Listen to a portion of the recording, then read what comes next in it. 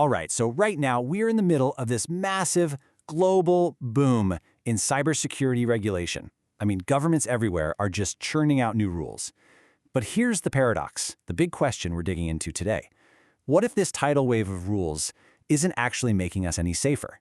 What if, and this is the scary part, it's actually making things worse? And this isn't just some abstract, theoretical problem. This quote right here, it brings it all down to earth.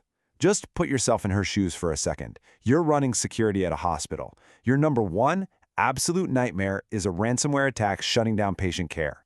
But now, your number two fear is your compliance calendar.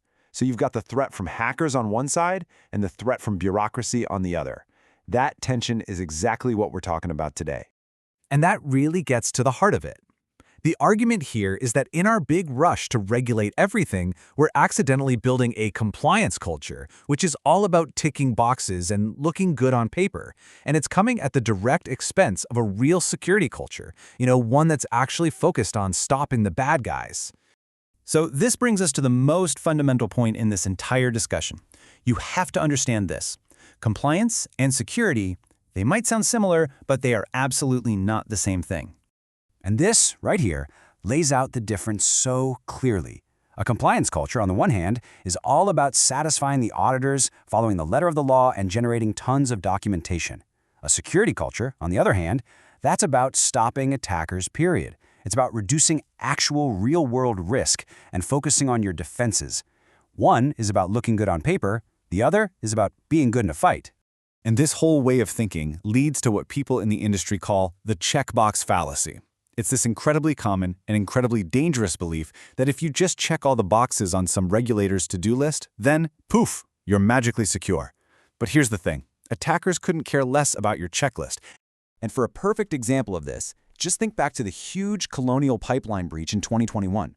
So many of the new rules written after that attack are all about reporting a breach after it's already happened. But the breach itself didn't happen because of bad reporting. It happened because of basic security 101 mistakes, an unpatched system, and a stolen password. The new regulations wouldn't have done a thing to prevent the very disaster they were supposed to address. So, okay, beyond this flawed mindset, there's another massive problem. And that's just the sheer complexity of all these rules. This isn't some neat, organized system. It's a chaotic, overlapping regulatory patchwork. It's a mess. And the scale we're talking about here is just staggering. I mean, get this. Just one new law in the US called CCD-IS, it's estimated to apply to over 300,000 different organizations.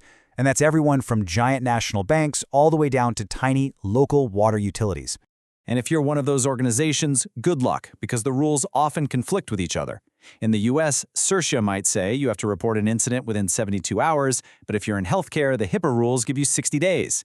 Then you have to layer on top of that a whole bunch of EU rules like NIS2, DORA, and the CRA. It's a confusing, contradictory nightmare for anyone who actually has to follow it. So what's the inevitable result of all this complexity? You get a two-tier security system. The giant corporations, they can afford to hire armies of lawyers and consultants to figure it all out. But the smaller, more vulnerable organizations, they're just left to drown in paperwork, which means they can't focus on real defense, which, of course, just makes them an even easier target for attackers. But wait, it actually gets worse. The complexity is just one part of the problem. There's a much deeper, more damaging issue here. And that's the completely flawed incentive system these rules create. Just think about the choice a company's leadership has after they get breached. On the one hand, they can report it. If they do, they face intense scrutiny from regulators, potentially massive fines, and an endless stream of lawsuits. On the other hand, they can try to keep it quiet and fix it themselves. If they succeed, they avoid all those costs. The system is literally set up to encourage secrecy over transparency. Now, there is one thing on the horizon that could be a real game changer. The EU's new NIS2 directive is trying to flip this whole script. How? By introducing direct personal liability for CEOs and board members if they fail on security. And that changes the whole calculation, right? When it's not just the company's money on the line, but potentially your own, things get a lot more serious. So, where do we go from here? Look, the answer isn't just to get rid of all regulation. The point here is that we need to be designing smarter regulation. It's not about less, it's about better. So first up, we need what are called outcome-based rules. Instead of just demanding that a report gets filed within 72 hours, a smarter rule would force an organization to prove that it can actually detect and respond to threats faster. See the difference? One focuses on paperwork, the other forces real investment in actual security. Second, we desperately need proportionality. I mean, this is just common sense, right? The security rules for a small town's water utility should not be the same as the ones for a massive national bank. The rules have got to be tiered based on an organization's actual size, its capabilities, and its risk profile. One size does not fit all.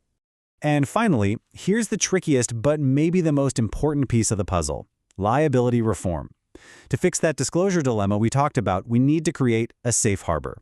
That's a system that protects organizations from a flood of lawsuits and crazy fines if, and this is the key part, they report a breach honestly and cooperate fully. We have to start rewarding transparency, not punishing it. And you know, this isn't some brand new idea. This quote draws a fantastic parallel to environmental law. Think about it. We didn't get big companies to stop polluting by asking them for more reports. No way. We did it by making their senior executives personally and financially on the hook for the consequences. It's such a powerful lesson. Real compliance follows from real accountability, not from more documentation. Which leaves us with this one final critical question to think about. As we keep building this enormous, complex world of cyber rules, are we actually making ourselves safer? Or are we just getting really, really good at documenting our own failures? The choice between a real security culture and a paper-pushing compliance culture is one we're making right now, and the stakes really couldn't be any higher.